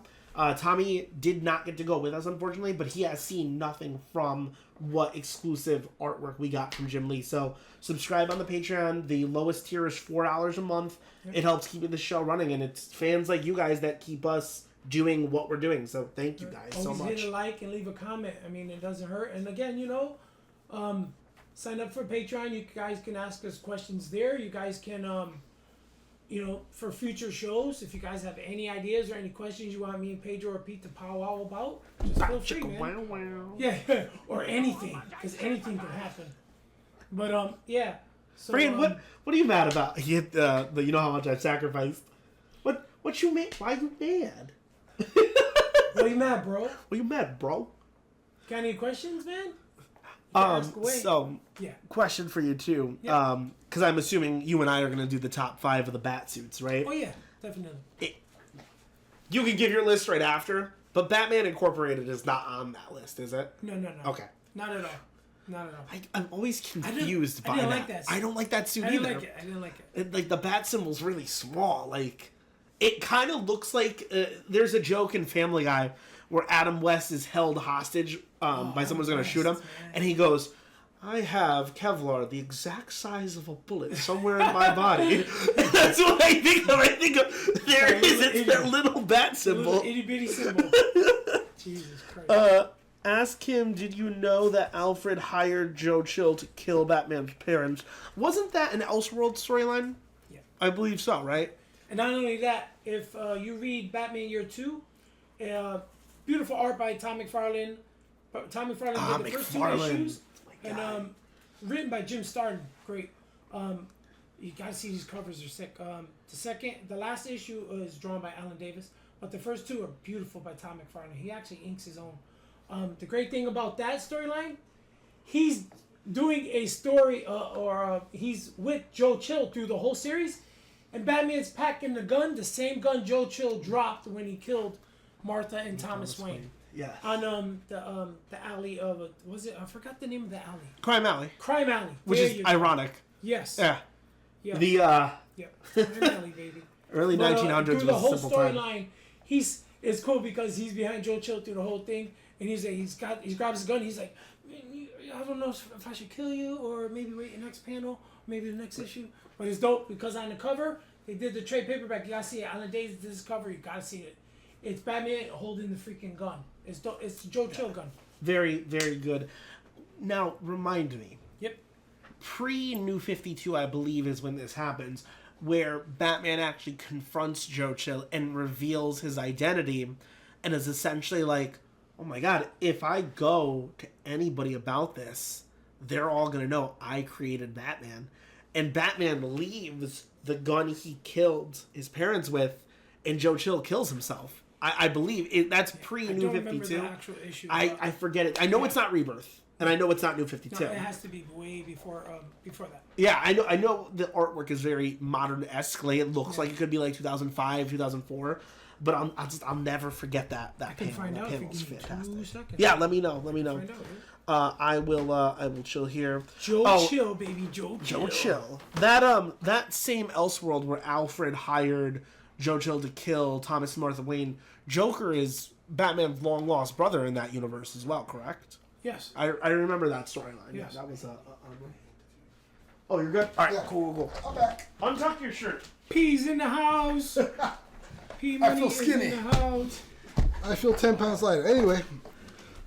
I'm going to find him something real quick, Pete. Sure, no problem.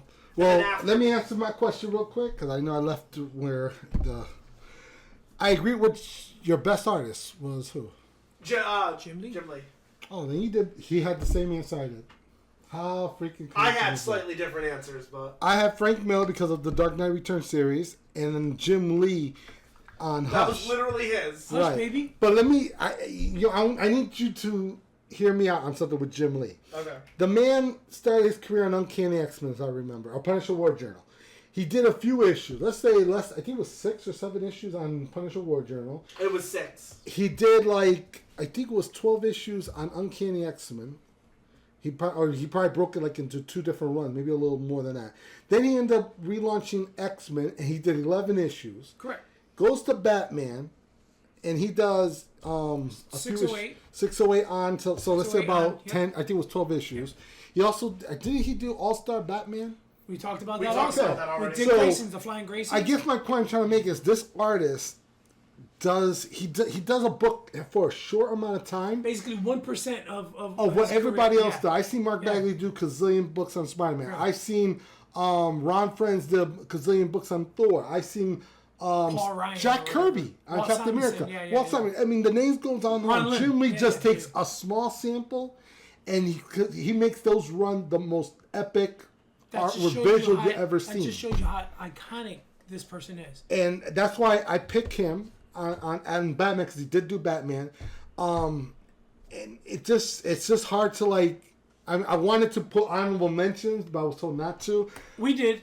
I honorable mentioned. Oh, you did. Oh, you were waiting for you. Listen, I missed out on listen, that. because you weren't here, and I took it upon myself to Craig Capullo, and I was adding all Craig the Capullo, writers. one of my honorable mentions. He was awesome. Tim other- Sales, another good one. Like I think, but Jim Lee overshadows all the great artists who did Batman. Correct. And when I got this question, I would say no honorable mentions, and I stuck by it. And that's why I don't have all these names proper. I did. But Jim Lee, iconically, is one of the best artists in the comic book industry, and for him, he hasn't done much lately. But when he did Batman, All-Star Batman, X-Men, it was like epic. And a fun fact epic. about Jim Lee, he really took upon doing the 608 to, I believe, 612. To did those issues. 19. He took it upon himself to saying, listen, I can still do this. I can still do it with the best of these guys. Pulled out his pencil, started, did his work. Blessed by Scott Williams on top. I mean, Scott Williams, great. Scott Williams, another all by himself, anchor, too, yeah. on top. Are you guys good if we do the mug giveaway and then move on to the... Yeah, go ahead. Mug giveaway time. Can I answer your Joe Chill thing?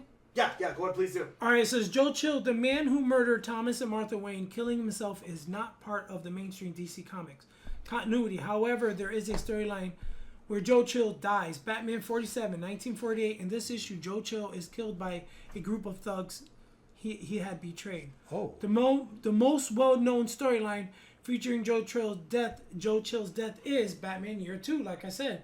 1987 to 1988. In the storyline, Joe Chill is killed by the Reaper, a vigilante who seeks to punish those who have escaped justice.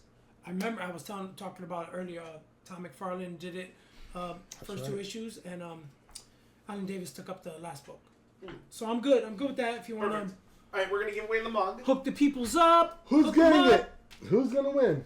It's gonna Drum be. roll, please. Who's gonna be? Who's it gonna be? There we go. All right. Yo, mama. Rayan, thank you so much for entering. You have won the mug. Please fill out the paperwork at the bottom and let us know when you're done. Gentlemen, we're gonna move on to. Let's see. Hang on, let me turn you guys' mics back on. Sorry. Follow us. Go ahead, Tom. Thank you. Thank you. We love so you, much, man. man. Thank Hit you. the like button. Keep following us. Thank you, Thank man. you. All right, Enjoy guys, the catch. our seventh segment will be top 5 Batman versions and costumes. All right, top 5. No honorable mentions. All right, I'm going to go with 5. I'm going to start at 5.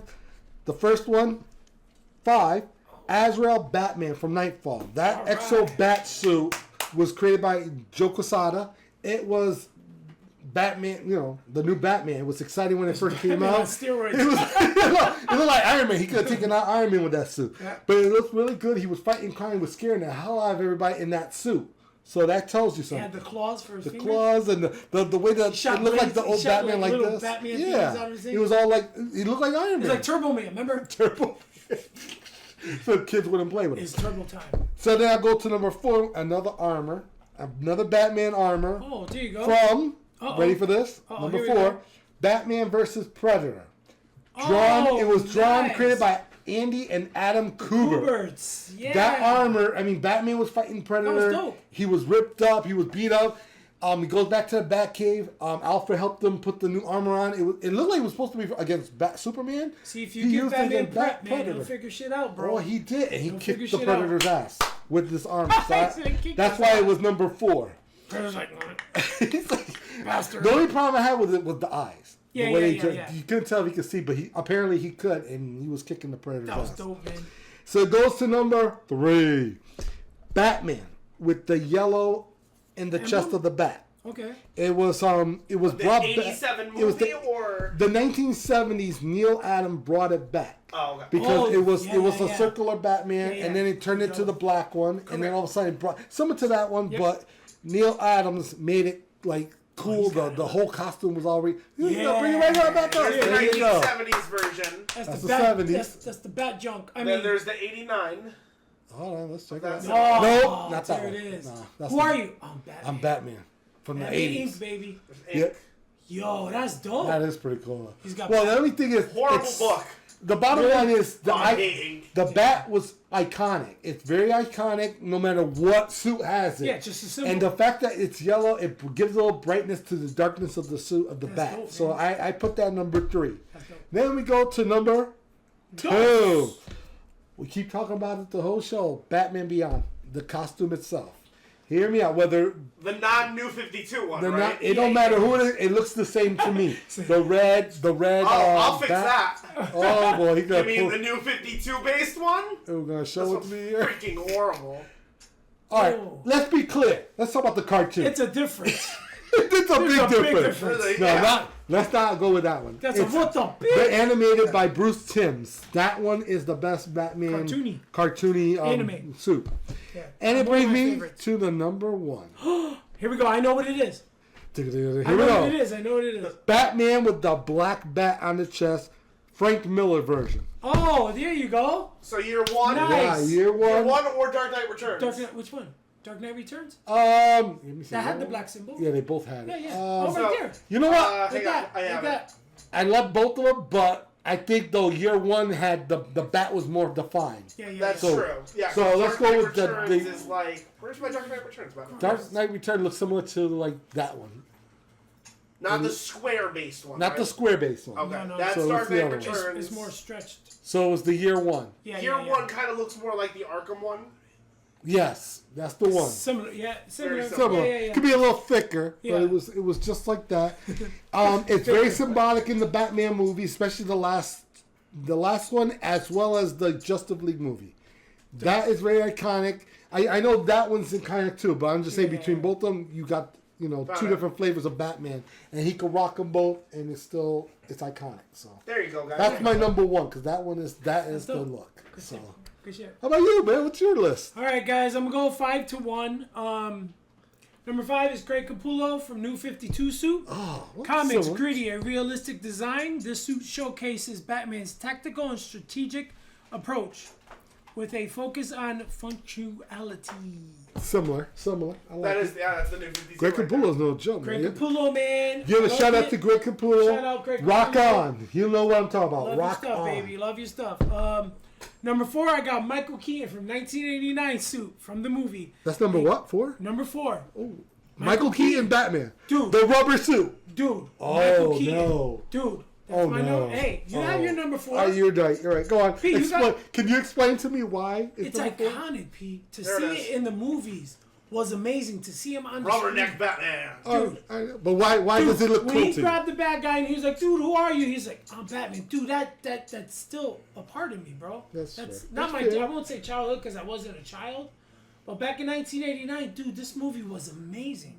This movie, bro, when you went to the movie theaters, I'm saying, I Right. don't know if you saw it in the movie. Yeah, I saw it 89. Yeah, But when I you was see it in the alive. movies, this line was wrapped around the movie theaters like 2-3 times, dude. Because it was the first Batman that they saw in theaters. Let me since ask you this: did you enjoy it?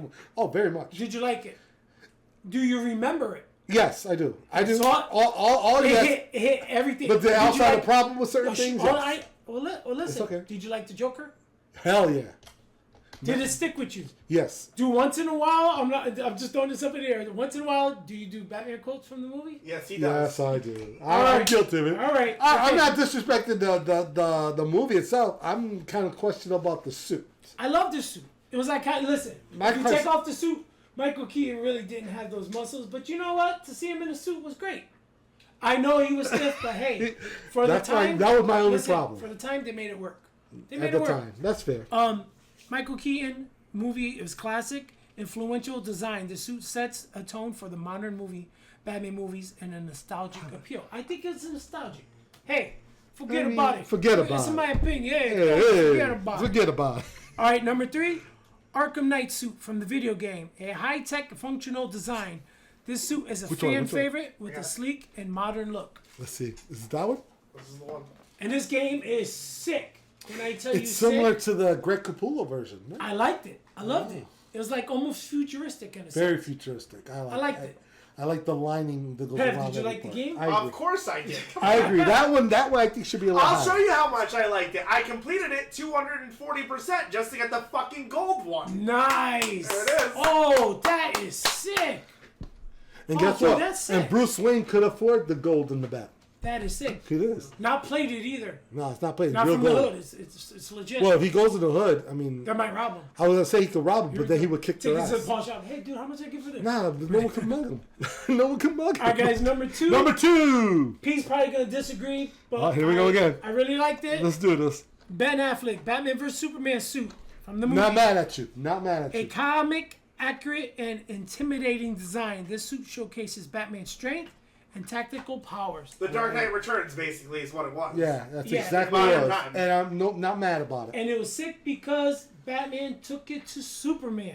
When I tell you, in the comic and the movie, he took it to him. Are we An wait, iconic fight. Back up a That's second. one of many Are we fights. referring to the armor version, or are we talking about the suit that he wears to the whole Justice League and I'm talking Batman? about the armor suit. Oh, the armor. Oh, okay. Okay, we're talking. Right? I have the non-armored version of Bruce. So Yeah. this one right here. This is what we thought you were The talking about. 2016 version. That's still sick, too. Yeah, no, that's why we thought you were talking about. We were Armored supported bit. on that until you said the armor. And it was the It armor. says It's like, Ben wait a minute. Affleck's Batman versus armor suit. I would say that the... Gotcha. Yeah, no, I'm not mad either. Because It's almost like the Predator because version. in the comic, he was waiting for Superman to show up. He plugs into an outlet to charge up his suit. And boy, does he take it to Superman. Big time. And in the movie, remember that part he says, "Do you bleed?" Remember he Yeah. said, He said, "Do you bleed?" He goes- yeah. That was great. Kept And shooting my- with the kryptonite. my number one all time. Number 1. Don't hate me. Uh-oh. Don't hate me, guys. Oh shit. Jim Lee Hush Batman suit. A modern classic suit. This is Not mad at him iconic either. and influential with a sleek design of classic color schemes. Again, Batman, Pedro touched on it Jim earlier. Lee. Jim Lee that's like 1% of his career that he did. And it still holds But it to made this day. 70s Batman cool. Still holds, still holds to this very day. And love me some Jim Lee, man. Jim Lee can't go wrong with him. Love me some Jim Lee. So And it's funny. I mean, that is I got the top 10 whenever you want me to drop it. exactly. It's funny. I mean, I go through your top 5. I respect all of them except for the rubber suit from Batman 1. No, not mad at you how you picked it. I But would have for been its satisfied if it time- was number 5 But and I'm the saying Capullo. for its time, I To the thought time it great. was, but like, this was no real order. This was. Oh, it this wasn't. is- I thought it was going to. No, number this is one. My bad. this is me. This is what I like. I did, I fact checked. I looked. I did what I had to do research. Out of and that I really whole liked list, them. though, what is your favorite? My favorite, gotta go Craig Capullo, man. Okay. So that would have Gotta been go number Capullo. one. Then Capullo would have been number I gotta one. go because I was telling him earlier when He was my he was close to my number 1. when you stepped aside, I was telling him earlier that the however Capullo did it, like him and Snyder collide on the series, it all makes it was like a movie and a book. Basically, you read it and then you go into that universe and you're there. And that's what the comics are. They're a form of entertainment. Now I have a question before we move sure. on. The last segment where we talked about favorite artists and everything, and we talked about Jim Lee, talked about Frank Miller. If Jim Lee did not have a run on Batman, Who would be the second up? Yeah. Well, I grew Capullo up on, for me. I would agree, Capullo. I would go Norm Bayfago because Norm I Bayfago. grew up on That's him. respectable. I grew up on him. Rest in peace. I grew up on him, and they even got statues of him. They got this really nice image. I don't know where what company makes it. I don't know, McFarlane or whatever. Mm-hmm. It shows because in one of the comics, and it shows the cape of like the background. And you see Arkham in the back. You see Batman next to a tree, and this image is sick, bro. The way Norm Bayfago drew it. Yeah. Speaking of iconic. The reason why I like Jim Lee as my all-time favorite, and a lot of people, whether you're a comic book collector or you just casually read books, what really catches you are your covers. Basically, first off the bat are your covers. Now, Jim Lee, when I tell you when he did his work, the iconic covers really, really, really stuck out. I wrote it somewhere on here, but anyway, the iconic covers really catch you to pull you into the story. Absolutely. And I then agree. Jim Lee, and if you see the run that he did, those covers still hold up to this day, and especially the one that sticks out where Superman's grabbing Batman by the neck By the and throat. choking him. Yes. Then they even did a black and white version, sketch version. I know. Even the sketch version That looks was sick. phenomenal. Oh. Like you didn't need the color. It was That was that artwork was just that good. That was sick. I just had to bring that up because we're Yeah. talking about the costume, Yep.